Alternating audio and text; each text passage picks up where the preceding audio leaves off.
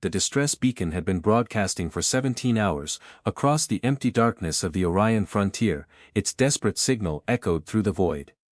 Emergency! Emergency! This is the Lyrian Colonial Union, we are under attack. Civilian casualties exceeding 80%, fleet destroyed, requesting immediate assistance. To any species. Anyone, please help. The message repeated endlessly. One by one, nearby civilizations received it. One by one, they chose silence. Not because they were cruel. Because they already knew who was attacking. The Vor'Ka Dominion. For nearly 400 years, the Vor'Ka had conquered everything in their path. Entire civilizations disappeared after refusing surrender. Their fleets numbered, in the millions, their planet-cracking weapons reduced thriving worlds. Drift, asteroid fields. No one challenged them, no one survived if they did.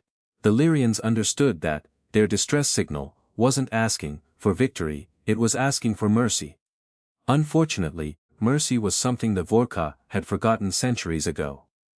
Admiral Korvath watched the burning colony below from the bridge of his flagship. Millions fled across the planet's surface. Orbital elevators collapsed into oceans of fire, defense satellites exploded one after another, his officers remained emotionless to them.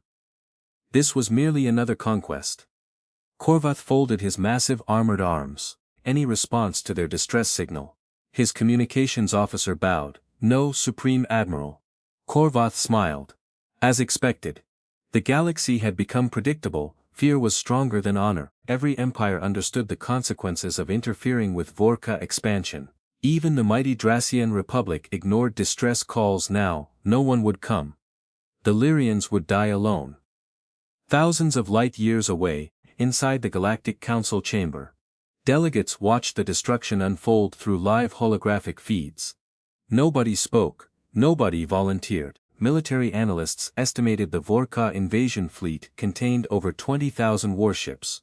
No alliance possessed enough strength to stop them. Council Speaker Wren finally broke the silence. Does anyone have a proposal? Silence answered then. A junior delegate from the small Arvan Republic hesitantly raised one hand. There is one possibility. Every eye turned toward him. He swallowed. We could send the signal to the Deathworlders. The chamber froze, even saying the word felt dangerous. Deathworlders, humanity. Humans had earned that title long ago, Earth-possessed, crushing gravity, violent weather, deadly oceans. Predators, viruses, earthquakes, volcanoes, ice ages, every scientific model agreed, intelligent life should never have evolved there, yet somehow. Humans not only survived, they thrived. Other species viewed them with equal parts admiration and fear. When humans entered galactic society, they rarely started wars, but whenever someone forced humanity into one, entire empires disappeared. The Council remembered. Ep-Aries civilization. Remembered, 100 years earlier. The Carthan Empire invaded humanity's first colony. They believed primitive mammals would surrender within days. Instead, the war lasted 11 minutes. Not because humanity was weak, because it took exactly 11 minutes for the human navy to arrive. When the battle ended, the Carthan Imperial fleet no longer existed. Neither did their military shipyards, or their orbital command stations. Humanity didn't occupy their worlds, they simply destroyed every weapon capable of starting another war. The lesson spread across the galaxy: never provoke Deathworlders. Speaker Wren looked around the chamber. If we contact humanity, nobody finished the sentence, everyone understood. Human intervention meant the Vor'Ka Empire might cease to exist. Was saving one civilization worth starting another galactic war? The debate lasted only seconds. A second distress transmission arrived this time. Children could be heard crying in the background. The decision became unanimous. Ceased the signal. The emergency beacon changed frequency. It bypassed normal council channels. Its destination contained only 3 words. Terran Defense Command. Transmission sent. Estimated arrival. 8 seconds. Earth, Luna Defense Network, Terran Strategic Command. The alert appeared simultaneously across every military installation. Planetary Omega, civilization under extinction threat. Council authorized intervention, deep beneath Earth's surface.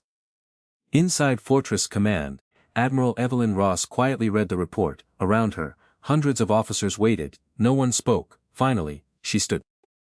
Confirm civilian evacuation impossible. Confirmed. Enemy refusing surrender negotiations. Confirmed. Estimated casualties if we do nothing. Planetary extinction. Ross nodded once then issued 4 words. Wake the Dreadnought Fleet.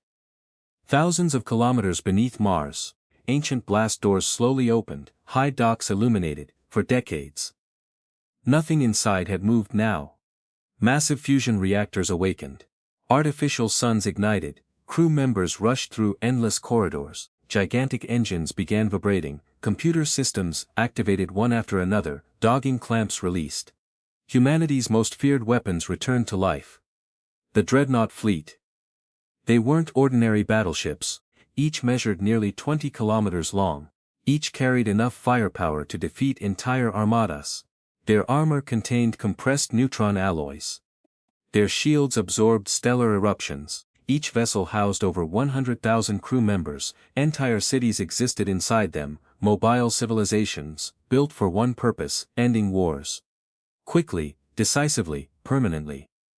Leading them all, the HDS Leviathan, commanded by Grand Admiral Nathan Cole, a veteran whose calm voice inspired absolute confidence. He stepped onto the bridge. Thousands of officers immediately stood. Status: all 12 dreadnoughts operational, escort fleets ready, jump calculations complete. Nathan looked toward the enormous holographic projection, showing the burning Lyrian world. So, they finally asked. No celebration followed, no excitement, only determination. Across human space, millions watched emergency broadcasts, families stood silently, factories halted production, schools paused lessons. Everyone recognized Omega priority. It had been decades since humanity mobilized its dreadnought fleet. Whenever it happened, history changed forever. The Vor'Ka continued bombarding Lyrian cities. Admiral Corveth remained amused. Any unusual sensor readings? No, Admiral. Excellent. He never noticed, space itself beginning to bend behind his fleet. Without warning, reality cracked, not metaphorically, literally. A brilliant blue fracture tore across the stars. It expanded wider, larger, impossible. Vor'Ka sensors malfunctioned instantly. Energy readings exceeded safe measurement limits. Then, something emerged. One ship, another. 12 colossal human dreadnoughts exited hyperspace together. Silence filled every bridge in the Vor'Ka fleet. The human ships dwarfed everything around them. Each looked less like a spacecraft, and more like a moving continent wrapped in armor. Across the lead vessel, massive white letters glowed. Corveth stared. Impossible. Humanity had hidden these. His tactical officer whispered, "Admiral, there are more." Behind the dreadnoughts, nearly 5,000 Terran warships emerged, biters, cruisers, carrier groups, drone swarms, medical ships, supply vessels. An entire civilization had arrived. The Lyrian survivors watched from the planet below. For 17 hours, hope had vanished. Now, the sky filled with human ships. People began crying, some prayed, others simply stared. They had expected rescue, they never imagined humanity itself. Grand Admiral Cole opened a secure communication. His face appeared on every Vor'Ka screen. Middle-aged, gray-haired, calm, completely fearless. "I am Grand Admiral Nathan Cole. You are attacking civilians. You have one opportunity. Withdraw. No retaliation will follow." Corveth laughed. "You threaten the Vor'Ka Dominion?" Nathan's expression never changed. "No, I warned you." The transmission ended. Exactly 5 seconds later, human rail cannons fired. No dramatic speeches, no countdown, just mathematics. Hundreds of tungsten projectiles accelerated to relativistic speeds. The first Vor'Ka battle line disappeared instantly. Entire cruisers vaporized before alarms activated. The battle had begun. The void exploded into chaos. Blue plasma crossed red particle beams. Missiles streaked through darkness. Fighters swarmed between giants. Human dreadnoughts advanced without slowing. Vor'Ka weapons struck their shields. Nothing happened. Shield integrity remained 99%. Corveth couldn't believe it. His strongest weapons barely scratched them. Nathan Cole remained perfectly composed. "Deploy hammer wings." thousands of autonomous strike craft launched. Unlike conventional fighters, these drones carried miniature antimatter lances. They moved faster than targeting computers could track. Within minutes, Vor'Ka carriers erupted across the battlefield. Then, the Leviathan activated something unseen before. Its forward armor separated deep inside. A weapon larger than most battleships slowly emerged, the Stellar Lance. Engineers once claimed firing it might destabilize local gravity. Cole gave the order anyway. A single beam of concentrated stellar plasma crossed 3 million kilometers. Everything in its path ceased existing. 42 Vor'Ka capital ships vanished simultaneously. Even stars appeared dimmer afterward. Panic spread. For the first time in recorded history, the Vor'Ka retreated, not strategically. Emotionally, fear replaced discipline. Humanity advanced relentlessly. No fleeing Sicilienzo was harmed. Only military targets disappeared, one after another, until the battlefield fell silent. Admiral Korvath's flagship drifted alone, weapons destroyed. Engines disabled. Cole opened communication again. "This war is over," Korvath growled. "You could destroy us." "Yes, why haven't you?" Nathan answered quietly. "Because we're not you." A boarding shuttle departed. Korvath surrendered shortly afterward. News spread faster than light. The impossible had happened. The Vor'Ka Dominion had lost. Entire civilizations celebrated. Others simply struggled to comprehend what they'd witnessed. Humanity possessed overwhelming military superiority, yet they conquered nothing. Claimed nothing, demanded nothing. They merely stayed long enough to rebuild Lyrian defenses. Months passed. Human engineers restored damaged cities. Medical ships treated millions. Orbital shipyards rebuilt civilian transports. Food replicators eliminated famine. When reconstruction finished, the human fleet prepared to leave. Lyrian President Asera met Grand Admiral Cole personally. "How can we repay humanity?" Nathan smiled faintly. "When someone else sends an SOS.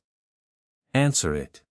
Years later, the Galactic Council officially changed emergency protocols. Every extinction-level distress signal automatically included one destination: Terran Defense Command, not because humanity ruled the galaxy, because everyone knew. If innocent lives were threatened, the Deathworlders would come.